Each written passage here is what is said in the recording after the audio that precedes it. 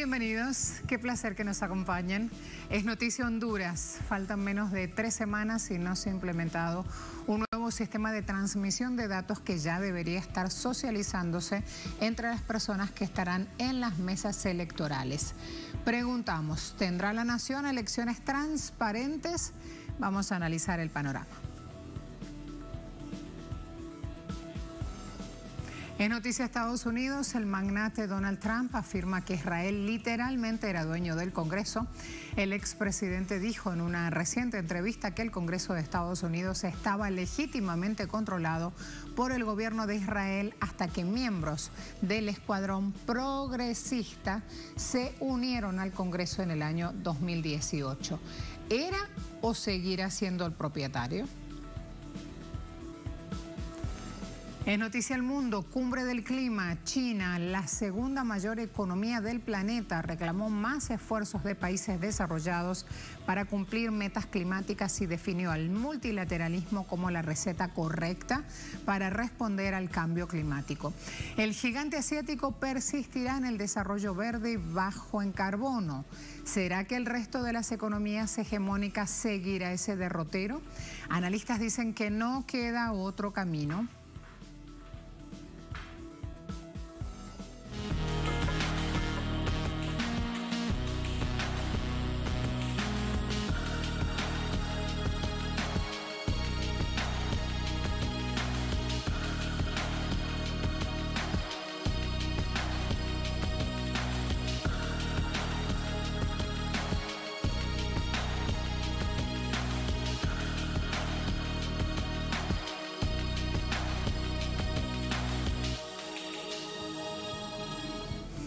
Es noticia Honduras, preocupación ante el atraso en la implementación del nuevo sistema de transmisión de datos a menos de un mes de las elecciones. Esto es lo que planteamos de entrada, preocupación. Los partidos de oposición temen que se repita una historia de un posible fraude. De acuerdo con el calendario electoral, los miembros de mesas ya deberían estar siendo capacitados para manejar el nuevo equipo que facilitará la transmisión de resultados el próximo 28 de noviembre. Pero los equipos no han llegado. A esta fecha todavía no tenemos nada de ninguna muestra. Nosotros estamos capacitando, sí, no nos hemos parado de capacitar, pero todavía no tenemos esos aparatos que van para capacitar a la gente, porque tenemos que capacitar a los miembros de la mesa. El temor es que ante este atraso tengan que volver al sistema que dejó dudas de fraude en 2017 y que fue suplantado como parte de las reformas electorales en busca de acelerar la entrega de resultados y reducir las trampas orquestadas en las mesas electorales al momento de levantar las actas. Totalmente preocupante, pero esto es la misma trama que ha venido desde años. No tenemos una ley electoral correcta. Nunca se respetaron los anhelos del pueblo. Simplemente esto es más de lo mismo, atraso, conflicto y confusión. Ha habido un boicot, ¿verdad?, de la licitación, tratando de atrasar este proceso y evitando que haya un sistema de transmisión fiable. Partidos de oposición denuncian otras artimañas desde el gobierno. Por ejemplo, que el manejo de presupuesto del Consejo Nacional Electoral pasó a ser administrado por el Ejecutivo, lentitud en la entrega de cédulas de identidad, documento indispensable para votar, así como la negativa del CNE de inscribir en alianza al candidato a alcalde de la ciudad de San Pedro Sula, Roberto Contreras. Este martes se desarrolló el despliegue de la misión electoral de la Unión Europea en su rol de observador. 2 días después de la votación, presentarán un informe final. Por ahora, exigieron que se respete la voluntad del pueblo y la institucionalidad. Es importante que tanto partidos como candidatos de instituciones electorales del Estado remen en la misma dirección. Esto es que las elecciones del 28 de noviembre sean pacíficas y reflejan la libre expresión de la voluntad de los ciudadanos y las ciudadanas. Más de 4 millones de hondureños están convocados a las urnas para elegir al nuevo presidente, a 3 designados o vicepresidentes, a 128 diputados y a 298 alcaldes. Uno de los retos que enfrenta Honduras de cara a las elecciones es la construcción de un proceso democrático en una nación donde el presidente es acusado de narcotráfico y es conocido que el crimen ha financiado las campañas de alcaldes, diputados y otros políticos, particularmente del partido oficialista.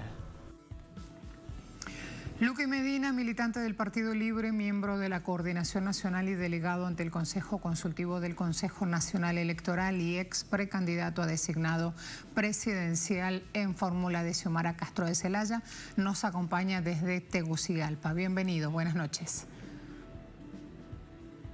Buenas noches, muchísimas gracias. Un gusto compartir con ustedes la situación y realidad política que atraviesa este país que aspira paso de la dictadura hacia la democracia. Es importante empezar por ahí, por ver cómo se va abriendo el camino y preguntarte sobre todo si hay paz, si hay concordia, si hay conciencia sobre la importancia del proceso electoral entre aquellas personas que están haciendo campaña electoral en el país. Bueno, a la nueva configuración de las campañas electorales después del surgimiento del Partido de Libertad y Refundación, que rompe con más de 100 años de bipartidismo en el país, pues ha sido diferente y ahora son pues dos cúpulas de partidos atacando al Partido Libre, un partido surgido de la resistencia popular, de las calles, que se ha tornado en cierta medida violento con el discurso en contra de este proyecto progresista, pero también con ataques a lo interno de la institucionalidad electoral, precisamente en el Consejo Nacional Electoral, que tiene también una nueva configuración. Antes era un Tribunal Supremo Electoral, ahora con la conformación del Consejo Nacional Electoral, los partidos grandes tienen representación, ahí se incluye Libertad y Refundación por primera vez, ahora para su tercera elección, y con esto pues también esperamos dar unas nuevas condiciones como ha sido propuesto, a pesar de los intentos de boicot desde el Partido Nacional, el partido de gobierno, con la tardanza en la aprobación de la ley electoral que fue aprobada en el último día posible, que ha postergado 50 días la aprobación del presupuesto, que se ha opuesto a los contratos de los sistemas de transmisión de huella dactilar y que los ha boicoteado sistemáticamente desde septiembre del año anterior, cuando se convocó a la fase inicial de las elecciones en Honduras, y que ahora pues ha obligado a un reacomodo en el cronograma electoral para poder cumplir en tiempo y forma con todos los requerimientos y dar la confianza y la certeza de los resultados este 28 de noviembre. Permíteme, Luqui, por favor, ir con Gilda Silvestrucci a Tegucigalpa, Honduras, sumando detalles. Bienvenida, Gilda. Muy buenas noches, te saludo a la distancia. Buenas noches y gracias a esta hora por sumar información. Hablamos de candidatos que hasta se han dado golpes. Por eso el análisis lo empezábamos preguntando si hay condiciones, si hay tranquilidad, si hay conciencia entre la clase política a la hora de mostrar sus propuestas electorales. Quiero preguntarte por este panorama, Gilda, por favor. Bueno, la situación, como ya lo manifestaba aquí, no se muestra nada fácil. Ahora que hay más fortalecimiento y más crecimiento de la candidata Xiomara Castro de Celaya, empieza también un clima mucho más hostil a nivel de las candidaturas. Se está viviendo en este momento, por ejemplo, la negatividad del Consejo Nacional Electoral a inscribir a uno de los candidatos que representa esta coalición en la zona norte de Honduras, y de ahí vemos una serie de complicaciones que se pueden tornar violentas en el transcurso de los días conforme se vaya acercando esta fecha clave para el país. Y obviamente el Partido Nacional no va a dejar el poder tan fácil. Y esto se han advertido también líderes políticos, el mismo expresidente José Manuel Zelaya lo ha dicho, de que la situación no va a estar nada fácil, que se puede complicar conforme el proceso vaya avanzando e incluso el día de elecciones y día posterior a elecciones. Muchas gracias. Hay otros temas también para ir preguntándote, Gilda, sino me refiero específicamente ahora al avance del cronograma electoral. ¿Hasta cuándo van a hacer campaña? ¿Cómo están previstas las reglas de juego? Y si todos las están acatando. Bueno, hay una semana previa que es la semana de silencio electoral, donde ya se tiene que dejar la campaña política por sí, únicamente queda habilitado el proceso para escuchar las propuestas. Ahora, ¿qué te digo del cronograma electoral? Se ha atrasado bastante. Recordemos que este año se entró con las reformas a la ley electoral que se ha venido luchando por esto desde hace muchos años, desde posterior al golpe de Estado, y hasta ahora que se logra medianamente que hayan reformas. ¿En qué consisten las reformas? Pues básicamente la realización de un censo electoral que vendría a depurar también todo el sistema de aquellas personas que han muerto y que misteriosamente salen a votar el día de elecciones, personas que viven en Estados Unidos y de pronto aparecen las cédulas de identidad aquí en el país. Y además de esto, el nuevo sistema de transmisión electoral que debería estar ya en pruebas, porque se necesita capacitar a la gente que va a estar en las mesas el día de elecciones para que puedan utilizar este nuevo sistema. En esto también es toral el atraso que hay en este momento, porque ya los capacitadores están diciendo que es poco el tiempo que queda para poder dar las capacitaciones a estas personas que van a participar en las mesas electorales el día de las elecciones, y esto vendría obviamente a facilitar el traslado de la información y evitar lo que pasó en el año 2017, que se esperó un mes para conocer el dictamen oficial del Consejo Nacional Electoral. Muchas gracias. Sigo con el análisis. Ahora sí, gracias por esperarnos en principio, Luqui. Luqui Medina nos está acompañando en este análisis. Hay algo que nos sorprendió hace ya largos días cuando escuchamos a la Conferencia Episcopal de Honduras pronunciarse sobre las elecciones generales de noviembre. Y pedían democratizar a lo interno los partidos políticos. La Iglesia Católica haciendo una solicitud de este tipo. Luqui.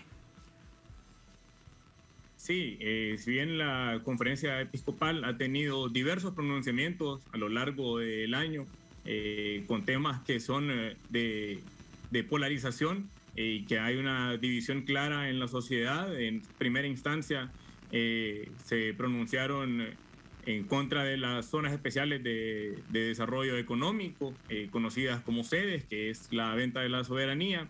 Luego han hecho referencia también a los niveles de violencia en las campañas políticas de parte del partido de gobierno.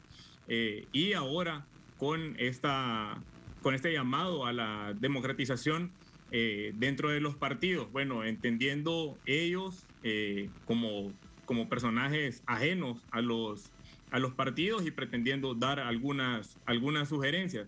Si bien es cierto, cada partido tiene su característica, y hay partidos eminentemente clientelares como el Partido de Gobierno, el Partido Nacional, el Partido Liberal también sigue esa lógica de ser un partido clientelar, pero a diferencia de ellos está, bueno, el Partido Salvador de Honduras, que es más de corte carismático y alrededor de su principal figura, y el Partido de Libertad y Refundación, un partido ampliamente conocido como programático, de relación cercana a todas sus bases, y también pues un partido que toma decisiones en asambleas municipales, departamentales y de coordinación nacional. Nosotros, si bien pues leímos el comunicado y entendimos el fondo de como Partido de Libertad y Refundación, no nos sentimos identificados con ese llamado.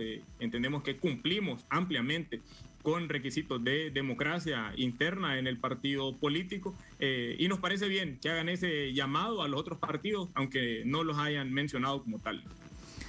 Ya voy con Xiomara Castro y las encuestas y todo el movimiento que esto genera. Quiero preguntarte por algo que también es una costumbre extendida en tu país, y me refiero al voto plancha. Antidemocrático pero efectivo para el bipartidismo, es lo que está diciendo el Heraldo como su titular, y habla justamente de cómo se usa el voto plancha en Honduras. Por favor, contame más de eso, Luqui. Así hacemos, utilizando la televisión, así hacemos un poquito más de ampliación en esto que es una costumbre arraigada además en el votante.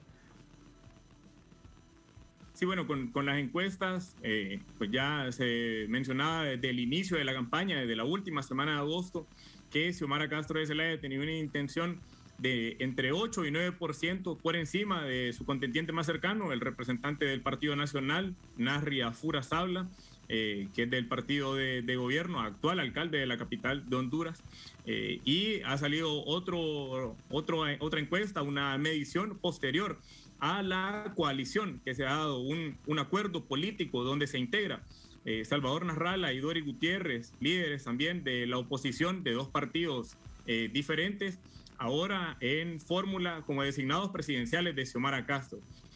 Según los resultados del Centro de Estudios para la Democracia, el CESPAD, la intención de voto de Xiomara Castro está ahora 16% arriba del Partido Nacional y de Nasri Furazabla, y eso pues ha desatado una ronda de campaña sucia de parte del Partido Nacional, viendo y entendiendo que tienen la presidencia casi derrotada ahora, que faltan nada más 26 días de las elecciones, hacen un llamado a intensificar ese voto, lo que se denomina voto en plancha, para recuperar o mantener algún tipo de control en el Congreso Nacional.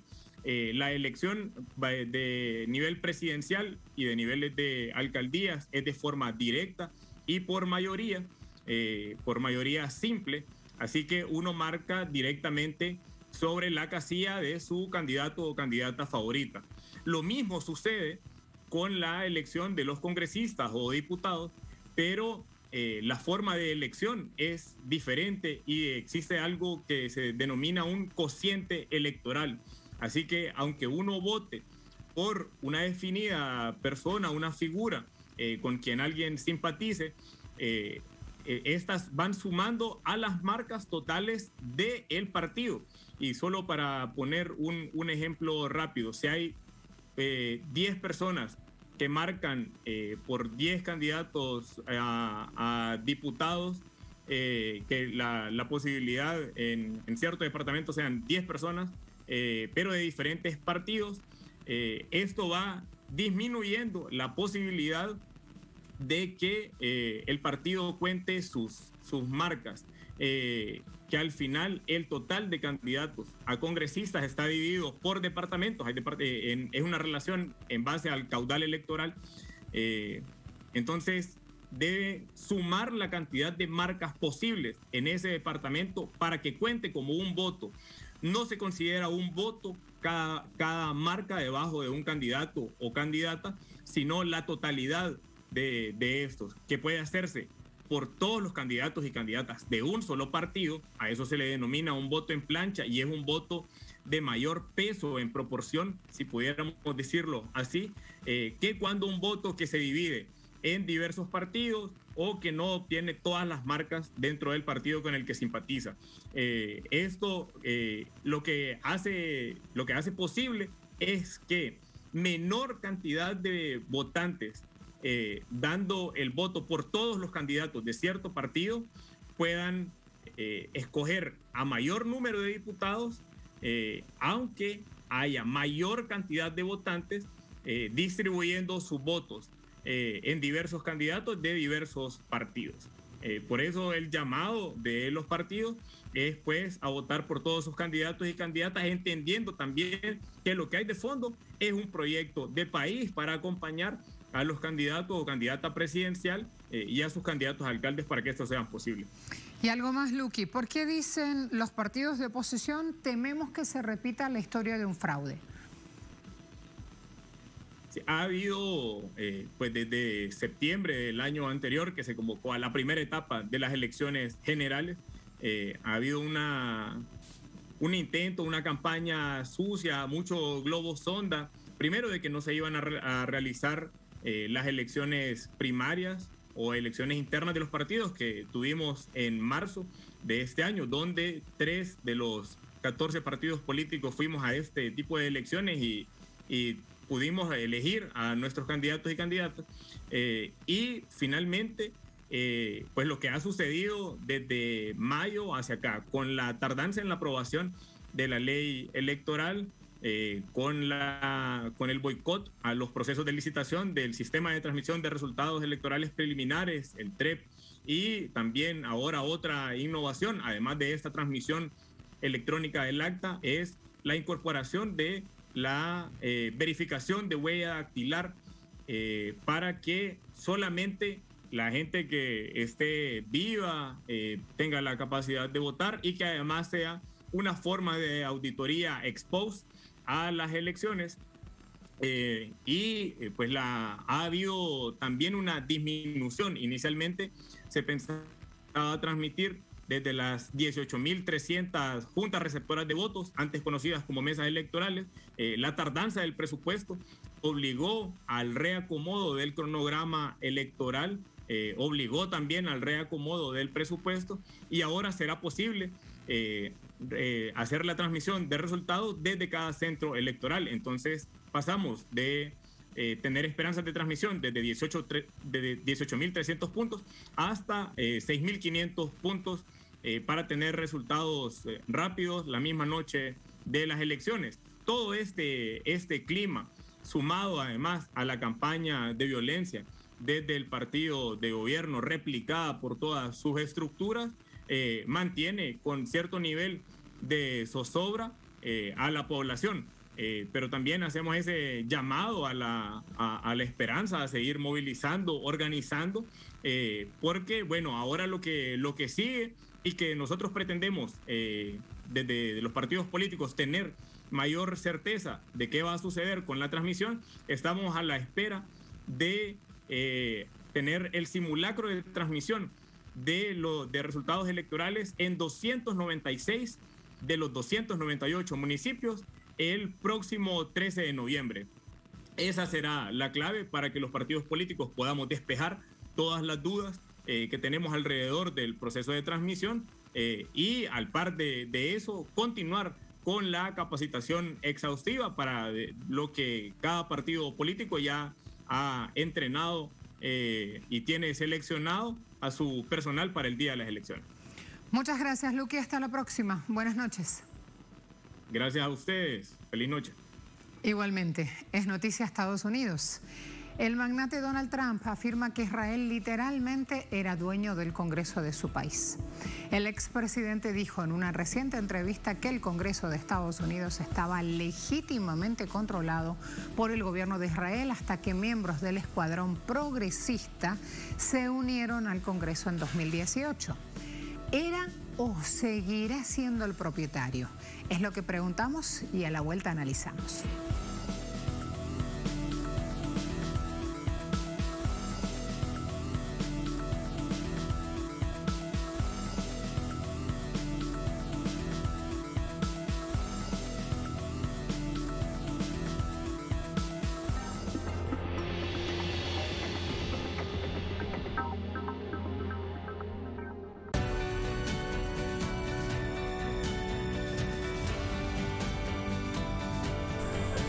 Porque Telesur siempre da más.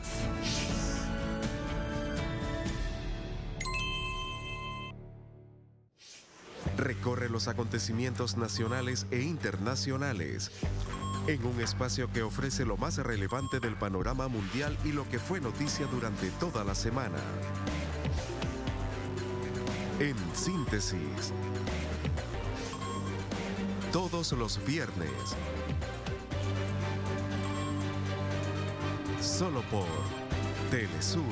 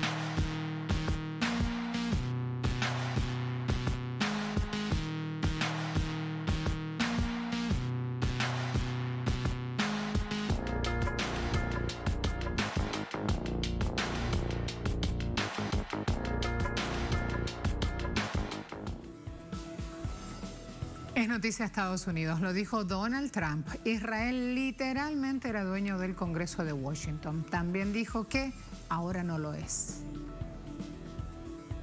En una entrevista radial, Trump afirmó que el gobierno de Israel tenía control sobre el Congreso estadounidense.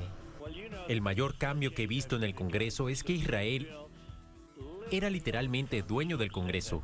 ¿Lo entiendes? Hace 10 años, 15 años, era muy poderoso y hoy es casi lo contrario. El magnate le expresó a su interlocutor que la situación en los actuales momentos ha cambiado, aseverando que legisladores como Alexandria Ocasio-Cortez e Ilhan Omar, que según él odian a Israel, manejan el Congreso. Israel tenía tanto poder, con razón, sobre el Congreso y ahora no lo tiene. Por otra parte, el medio oficial israelí, Kan, afirmó que la Organización Judía Democrática en América condenó las declaraciones de Trump y agregó: el expresidente sigue promoviendo teorías conspirativas antisemitas sobre el supuesto control israelí del Congreso de Estados Unidos. Durante su mandato, Trump apoyó irrestrictamente a Israel. Y no solo eso, también trasladó de Tel Aviv a Al-Quds, Jerusalén, la embajada de su país en los territorios ocupados de Palestina y elevó el aporte de Washington al Estado sionista. Además, el entonces inquilino de la Casa Blanca reconoció la soberanía del régimen de ocupación sobre las tierras de Altos del Golán. Le doy la bienvenida a Jorge Kreines, periodista, analista de política internacional, especialista en temas de Medio Oriente, director del portal Pulso de los Pueblos. Nos acompaña desde Buenos Aires. Jorge, ¿cómo te va? Buenas noches. Hola Marcela, buenas tardes, buenas noches desde esta lluviosa Buenos Aires. Así van las cosas por allí. ¿Es una novedad? ¿Es una noticia reciente lo que confirma Trump en esta entrevista racial? Bueno, siempre se ha considerado a Israel como el principal aliado y el portaaviones, diríamos así, de los Estados Unidos en Medio Oriente. Siempre Estados Unidos le ha reportado su apoyo estratégico, militar especialmente, económico, etcétera. Y en la comunidad sionista judía en el mundo hay muchos grandes empresarios como la banca Rothschild y otras grandes corporaciones que tienen una relación tanto en Israel como en los Estados Unidos, de manera que lo que dice el expresidente no es en verdad una novedad. Y tenemos que decir que siendo un cristiano católico, Joe Biden también se ha declarado sionista, de manera que esa relación entre Estados Unidos e Israel viene de muchos años y ha impedido la constitución de un Estado palestino independiente que respete los derechos soberanos del pueblo árabe de ese lugar. De manera que no es ninguna novedad, aunque llama la atención esta reiteración desde su lugar de opositor que tiene hoy Trump en los Estados Unidos, Marcela. Llama la atención también que un medio oficial de Israel, como lo es Kan, dijera que el expresidente, por Trump, sigue promoviendo teorías conspirativas antisemitas sobre el supuesto control israelí del Congreso de Estados Unidos. Jorge.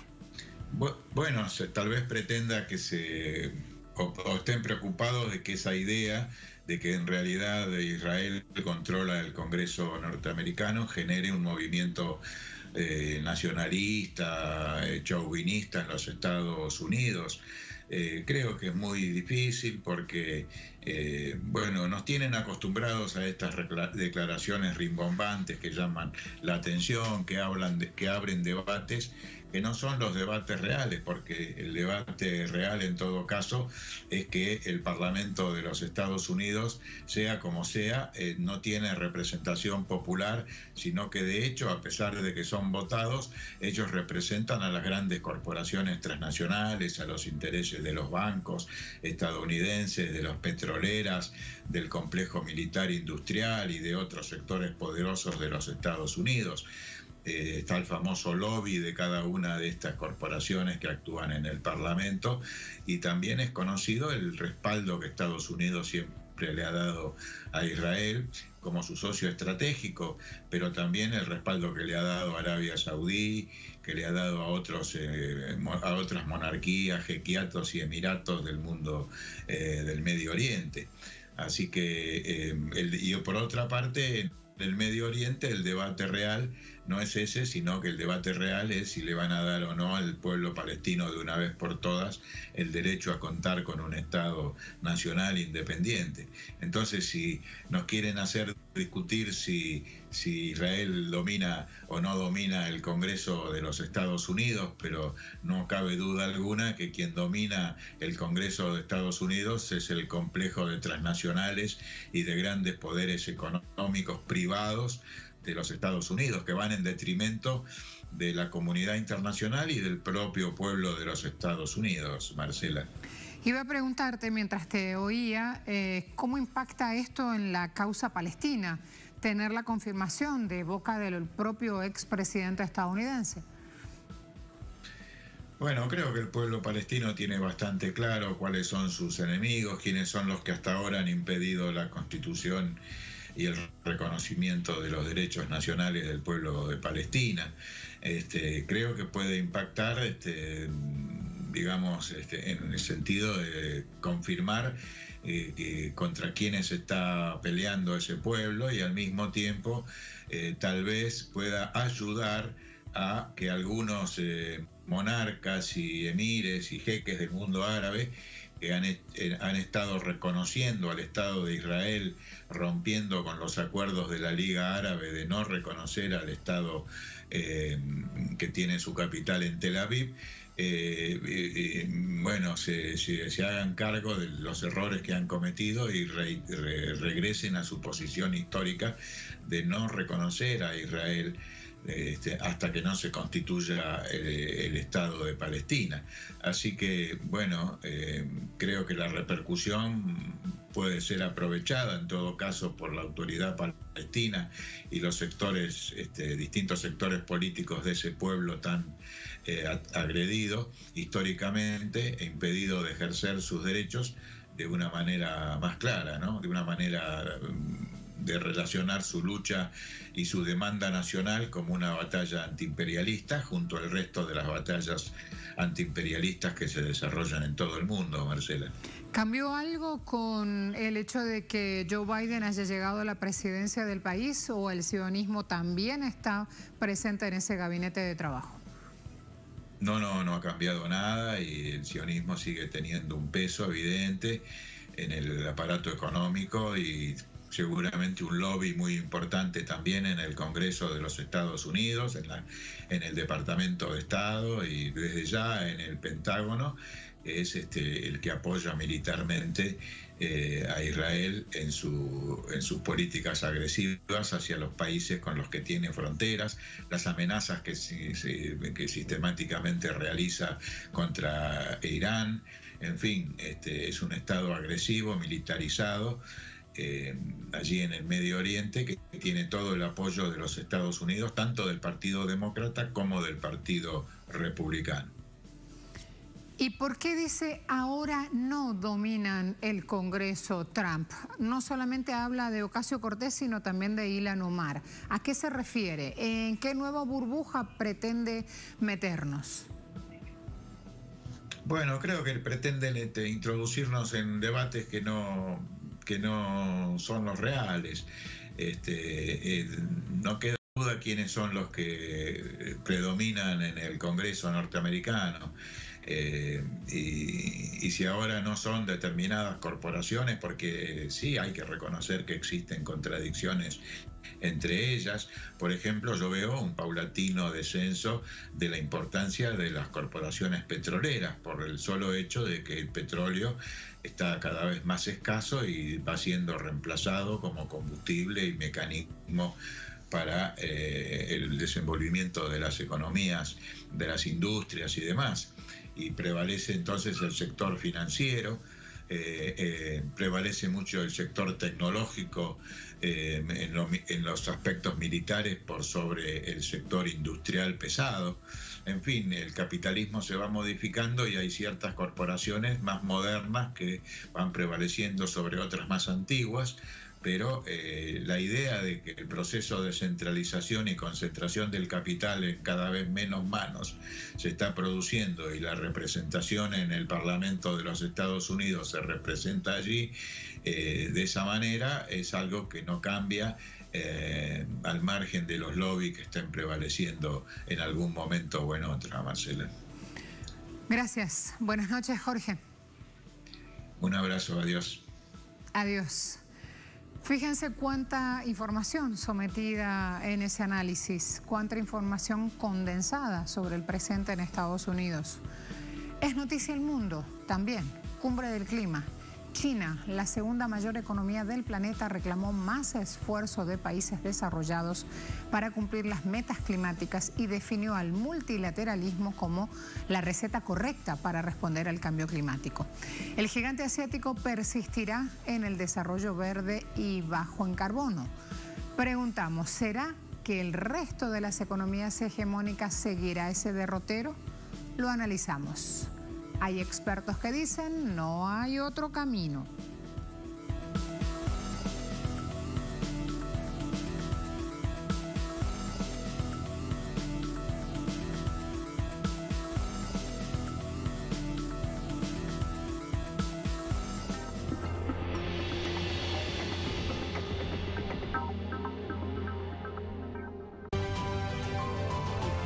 Telesur. Siempre. Damas.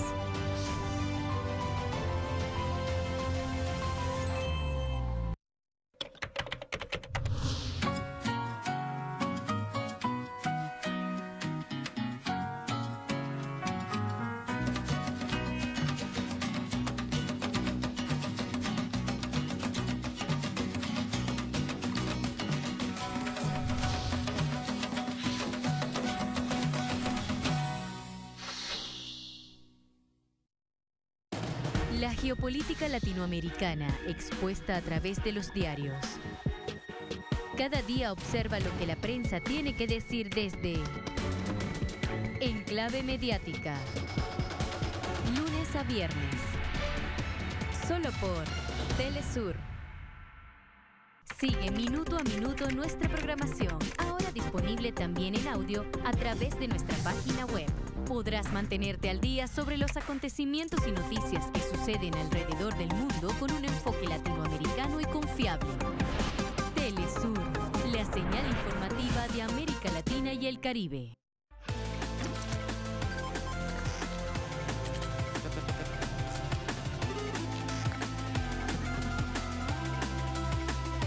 Nos acercamos a una nueva era. Las tendencias tecnológicas y el despliegue masivo de nuevas redes es apenas el comienzo de lo que nos depara esta nueva década. Atomun. Viajeros del saber, el futuro es hoy.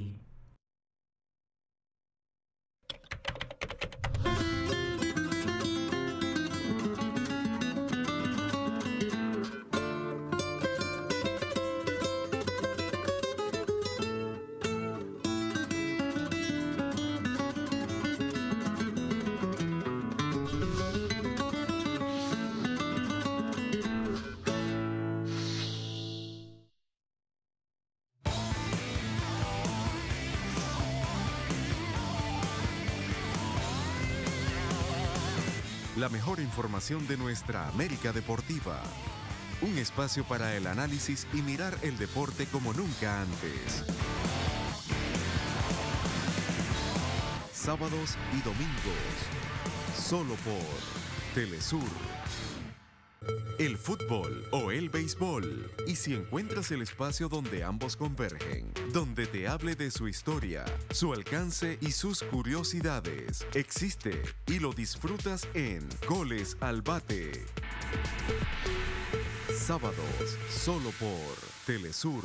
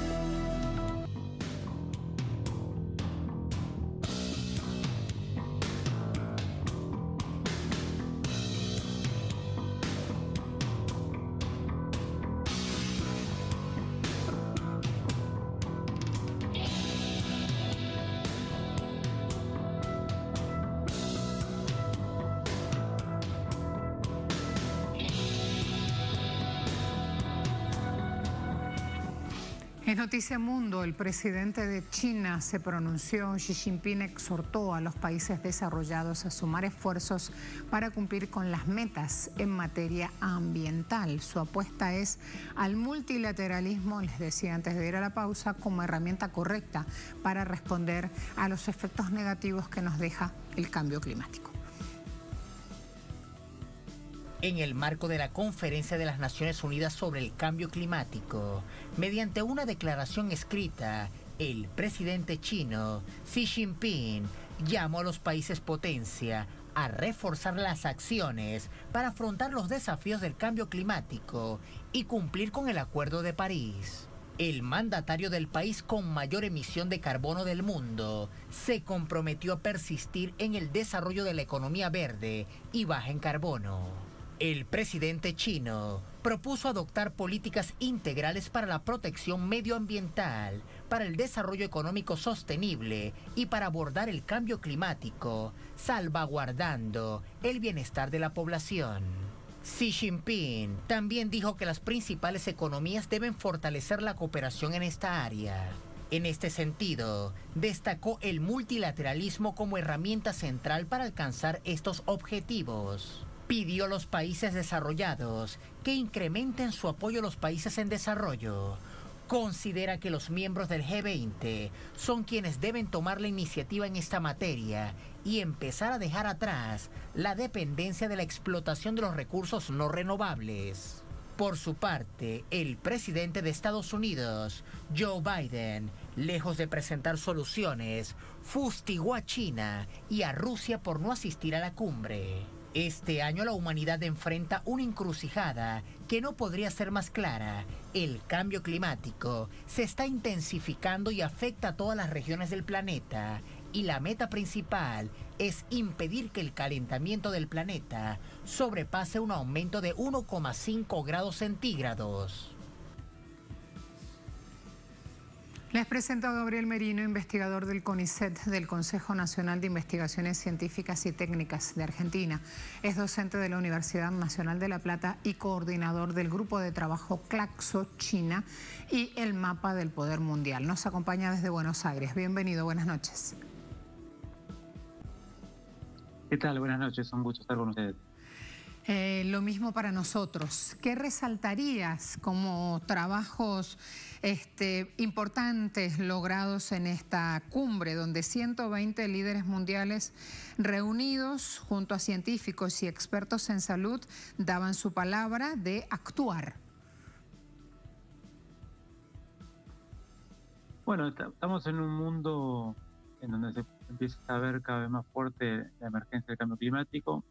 Es muy importante las instancias multilaterales, pero también son importantes las discusiones que hay en esas instancias, ¿no? Hay por lo menos dos grandes visiones que atraviesan esas instancias con diferentes miradas sobre cómo actuar ante la situación actual.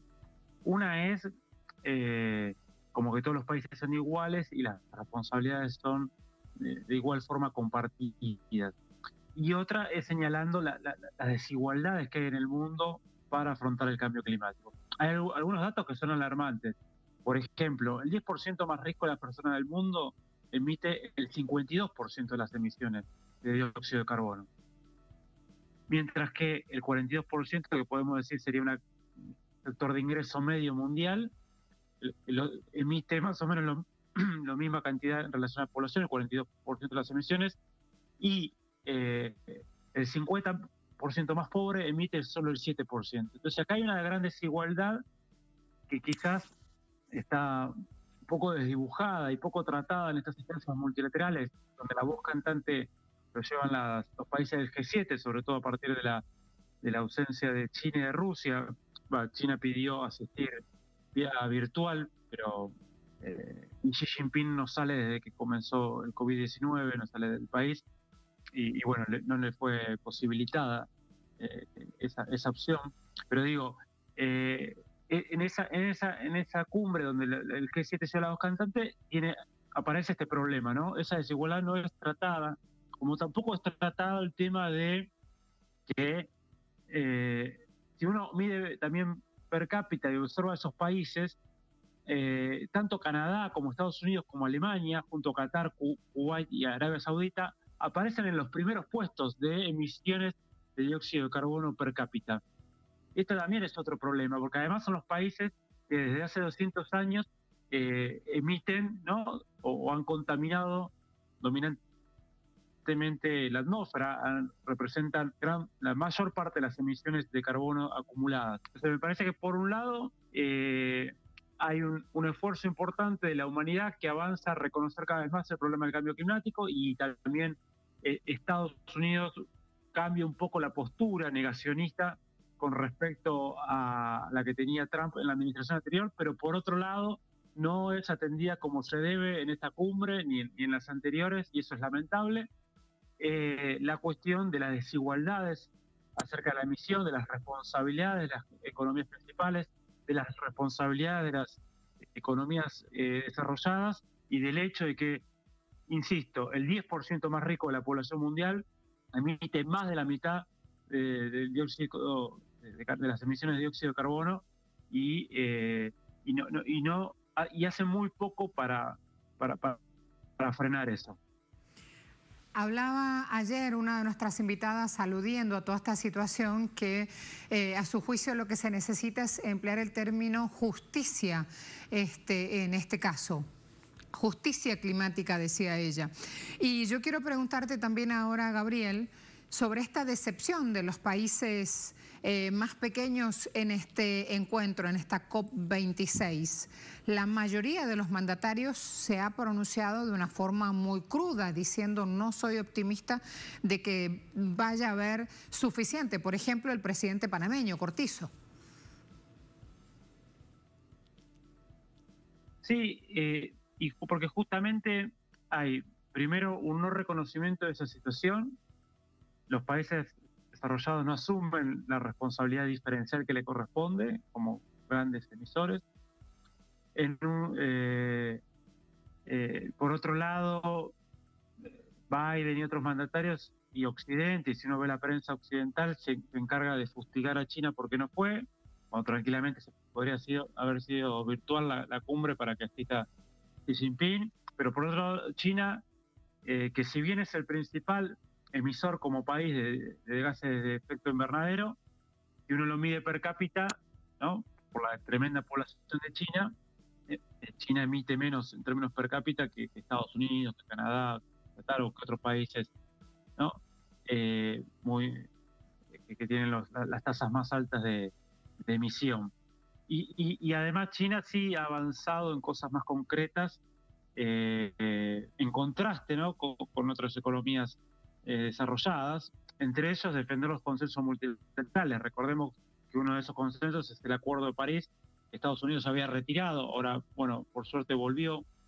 Y después otra cuestión central, que es lo que va a modificar de lleno el problema del calentamiento global, es avanzar en cuestiones concretas, que es la transición, acelerar la transición verde, acelerar una dependencia menor en los combustibles fósiles, que son los grandes contaminantes, y a través de la tecnología, a través de la eólica, solar, ¿no?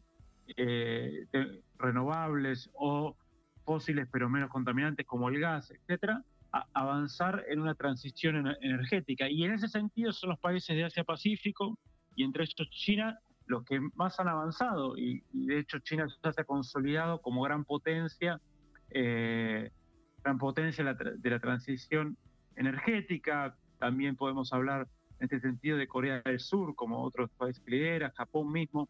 Me parece que la clave pasa por ahí, y yo creo que la responsabilidad de los países desarrollados es enfocarse en acciones concretas, en pasos más concretos para acelerar esta transición verde y asumir esa responsabilidad, en lugar de